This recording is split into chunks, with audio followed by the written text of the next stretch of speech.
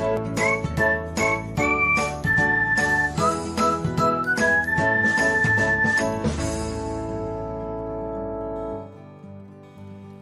everyone, welcome back to another episode of Technologyglance. In this video, I'm going to guide you through how you can stop getting notifications when someone reposts your threads on Threads app. So, let's get started. Watch till the end and don't forget to subscribe to Technologyglance by hitting the subscribe button and press the bell icon so that you'll never miss another update.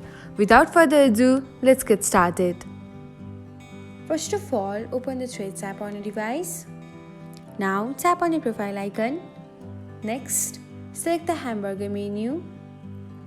After that, tap on notifications and then open Threads and replies.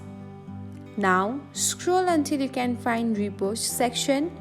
Here, tap on the button beside off and that's it. Now you will no longer receive notifications when someone reposts your threads. Thanks for watching. If you found this guide helpful, we will love it if you hit the thumbs up button below. We upload great new tech tutorials like this one every day. So, don't forget to subscribe to our channel and hit the bell icon to get an update as soon as we post a video.